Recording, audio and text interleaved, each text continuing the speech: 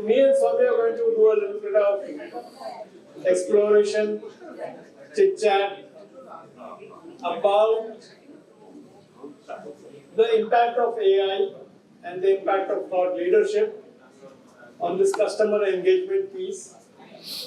So we are all familiar with the transactional elements of customer engagement, which is becoming increasingly mechanical and self-service driven. But customers are not looking only for transactions, they're looking to have a relationship. And what they mean in a relationship to the banker or to the finance company and what it means to the customer can be different. One of the things that finance companies look for in any relationship with a customer is customer loyalty. And as we know, in many sectors, the first initial few transactions could be loss-making, especially with an insurance kind of scenario. But then overall it is made up over a period of time, over a number of transactions, over cross-sells that happen, over engaging not just with the individual but the family or the bigger group, whatever it may be. So Soumya, at Easy Rewards, what I understand is you serve not only the financial sector but other sectors as well. What are some of the best sectors doing in terms of customer engagement, customer loyalty, whether it is an airline, whether it is a financial organization? What is generally you see as a thought leadership? So I think airlines are always the one who started to create this concept of loyalty. Right. The advantage, the first program that came out of American Airlines. And it's a concept of frequent flyers, miles. Is the volume good enough? Or? Okay, please. So the concept of miles, the concept of spending miles on vacations. So obviously that's always been one of the best sector for loyalty because I term the concept of travel as unnecessary expense because it's and mostly airline travel because it's over very soon. Very short. And it's expensive. Yes. So if you want to subvent it, you would want to do that first before subventing for maybe a voucher to buy some product or something. So hence miles as a way to use as a reward is always something people crave more than any other format of reward. Okay. And using miles for a free travel or a free stay. Right. So hence frequent flyer programs are always very craved for. And it is, and last year also, if I'm not wrong, American Airlines paid $5.1 billion just selling their miles. Just selling miles? Yes. Wow. American Airlines Awesome. stayed out of bankruptcy due to the valuation of their frequent flyer program. Amazing. That's the largest airline in of US, right? So that's the power of a frequent flyer program and that's the value of it. So which other sectors are doing a good job? So they are doing a good job. I mean, travel is always evolved, travel is always evolving, and anything related to travel is always changing, and rewards are at the center of travel. Anyways, has always been so for the last almost three odd decades. Banks and I think mostly credit cards in India saw a lot of reward-centric growth in the last 3-4 years. Yes. And now the devaluation of that has started because it has started to maybe pinch them, or maybe there has been some gaming around the reward proposition they've had. I know this for yes. Magnus, Axis Magnus went through that devaluation because there's a lot of reward cost. Right. HDFC has gone through devaluation a couple of times. ICICI has gone through devaluation of the reward program. But I think what is happening is, and the learning, and we work very closely with a couple of leading credit card issuers in India, as well as the largest NBFC of India. Okay. And we work with them very, very closely. And I think what happens is these are knee-jerk reactions that you go and develop a portfolio. Okay. I think what is being missed and what is the driver also at one other end of the spectrum is linking rewards to adoption of products. So any and every bank does not sell one product; they sell multiple products. Right. And each product has a certain value or a certain adoption life cycle within each consumer. So, for example, if you're growing, you may need an education. Right. After education, you may need a loan for your house when it's your first job. And then you grow, or maybe before that you need an auto loan, right? Cars or a bike loan. Right? Yes. So loans are something that you would always need for some sort of spend that you do. Right. And then alongside there's investment. Whenever you start to earn something, you would want to invest, right? An investment that gives you suitable returns, is safe, all of that, right? Then obviously there's a savings account that you maintain. Then the savings account will have a digital asset around that. It's your, mobile app or your UPI, whatever is coming out of that. Then there's a credit cards. So as you progress in your journey, it's one of the other products of a bank could be there for you to adopt. Correct. Right? And we come back to the first session that was earlier, which is trust. Right. If the trust is there, and the experience the bank offered, what was not covered in the session and what is my forte is, the trust is not just built with, keeping your data safe. It is also making you believe that your data is safe, which is where the experience comes in. Right. Nobody of the panelists were talking about the experience providing that security. Okay. As children, our sense of security of our parents comes from by the parents' behavior of protecting us. Correct. Correct. Right. I think that is where the experience also is very important for a bank to provide to a consumer to win that trust, and then trust leads to loyalty. In the BFSI space, if you trust your bank, you'll be loyal to them. You will increase your exposure with them in terms of your liabilities, in terms of your savings, various products. Yes. So at the core of this is what experience you're providing and what recognition you're doing. So loyalty is not for us a transactional platform. It's a platform which is providing you the right experience. Also, it is also providing, today we are working on an intelligent concierge concept where I think a lot of things customers don't know. So they don't know a lot of benefits that are there with the product they're taking. Right, correct. And this lack of understanding goes into mistrust also. Or if, for example, I am banking with the bank A, I have a credit card, or I have some relationship which is giving me some benefit, I don't know, and then bank B comes and says that, hey, I will give you this. Then my mistrust is why does bank A not giving me this? Right, exactly. But bank A might be giving me more than this. But you don't know. I don't know customer. And I don't know because the platforms are so complicated. Right. It's not easy to discover that I write, for example, and I want to relate it to my experience. So I want to, for example, do some shopping in the coming next month. I don't know which card is the right one to choose. That's where I may get the best discount. Or I may actually have red points which I can use to redeem. Or I may have a voucher because I hit some milestone.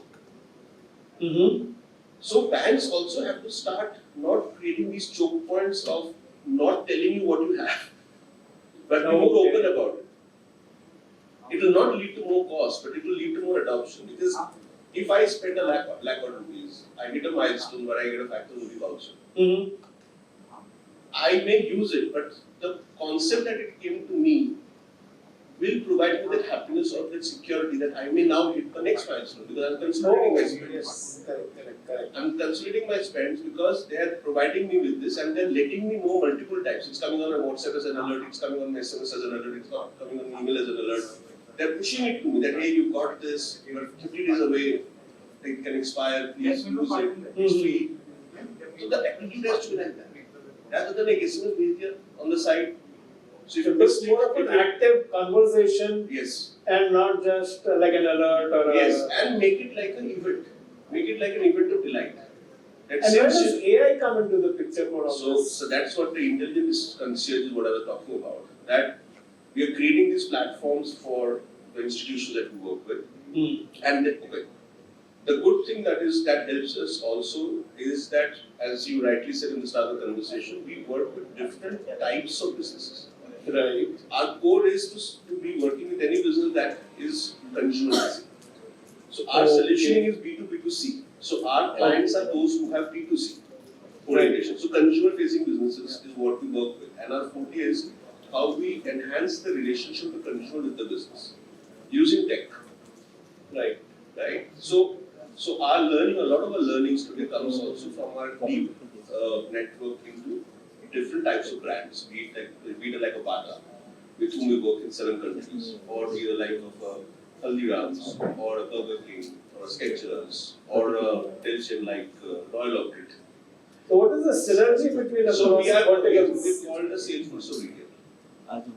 Salesforce of retail. Yeah. So any and every customer touch point of that the customer has with any brand, we monitor those touch points, have those signals, which is where AI comes in. Understand the customer's behavior, understand or get a holistic view of the customer. And then basis that we guide the brand how to engage the customer. Okay. You know.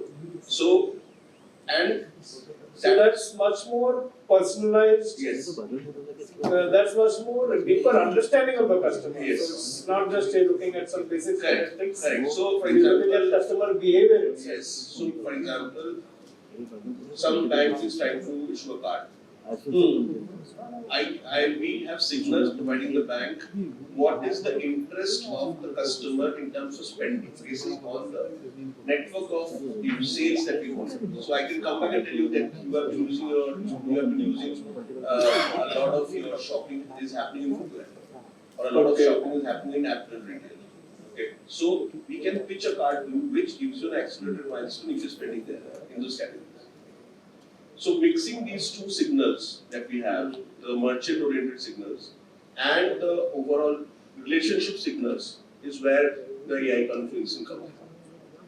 So we are able to create a avatar of you. So the interesting thing is that money and payments come into almost every transaction. Exactly. And air miles is maybe you buy 4 times a year. Yes. But this is happening on a daily. I'm making UPI payments on a daily basis. So I'll give you one use case which we're going live with the next month. It's a UAT. So when you talk to an agent, and they do a web agent and translate on the app. So the starting point today is that how can I help you? Right. It will not be that. The starting point will be that congratulations, you got. Did you know that you got this reward? Did you know that you are this much away from there? Or if you completed your card anniversary, then congratulations around your card anniversary. You completed 1 year with us. So it doesn't start with a very bland same line to that. How can I help you today? It starts with the relationship standpoint in which you are. For example, if you are really a premium customer, then I would offer you something else. Right? Similarly, it is not just a conversation. Whatever you have asked for, there's a certain level of prioritization that I will do, depending on the kind of business that you give to me. Also, at the journey of the business that you are in, it means that are you just started the relationship. And tell me one thing, how does this integrate with a CRM or something that a bank already has? We process every account. So when we go into an institution, we choose which LOBs or they choose which LOBs they will use as well. Okay. Right? So in Bajaj, for example, out of 13 LOBs talk to us. Bajaj Finserv. Okay. So there are seven types of loans, and there is the payments app, and there is EMIs and everything. So in some of the banks, we work with credit card, debit card, investments, deposits. Okay. So based on what LOBs are integrated with us, we track each and every signal of the LOB, which means not just the transaction, but also if any request came and it was denied because of civil score or whatever score, or the request did not get fulfilled. Because you are capturing the mobile number, you are capturing probably a certain point of time. In the second or third step, you also do a KYC.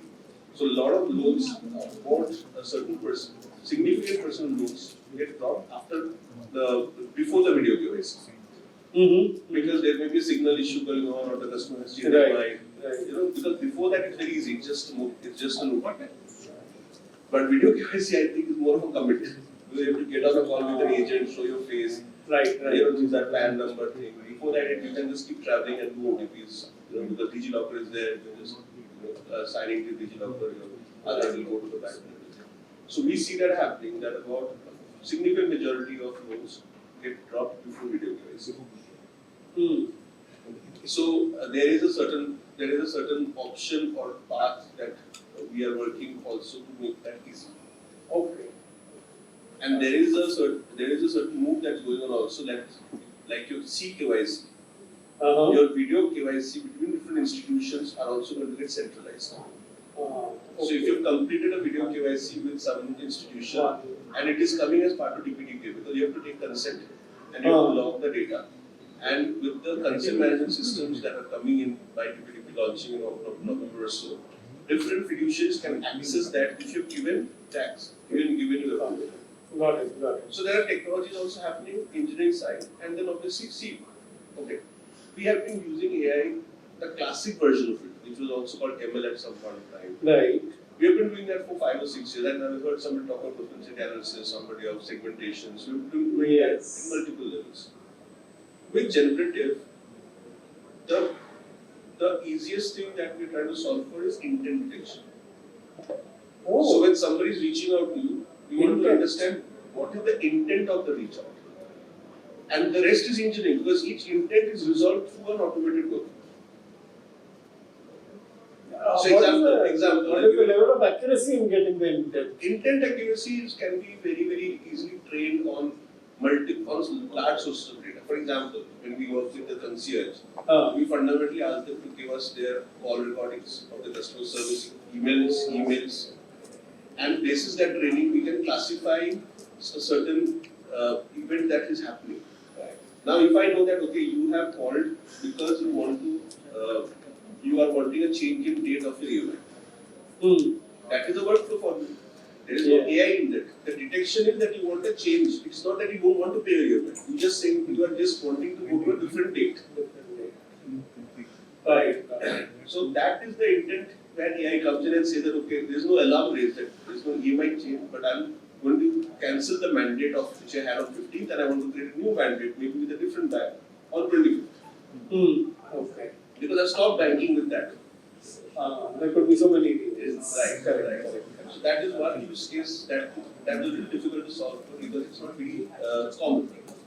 Correct. And most of the customers start that I can't pay. So then that gets detected that the intent is not to pay. So we are trying to solve it. It is an iterative situation, but we are using primarily agentic for intent detection. Okay. So the moment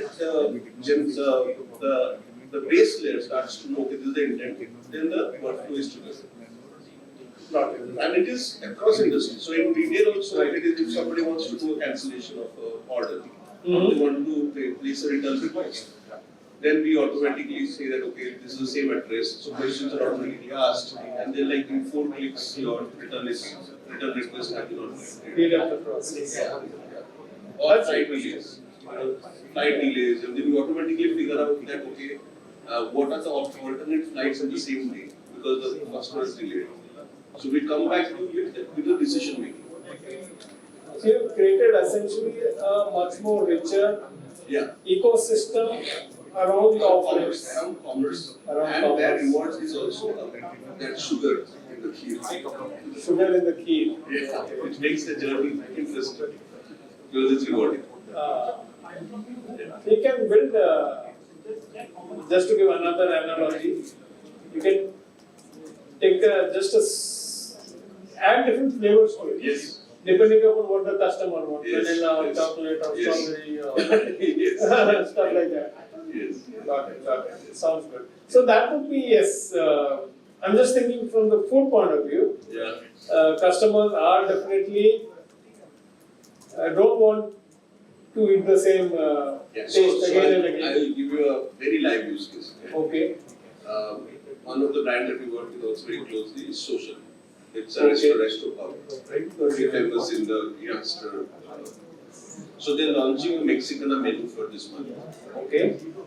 So using classic AI, we did segmentations, propensity to understand who would eat because they did not have Mexican food.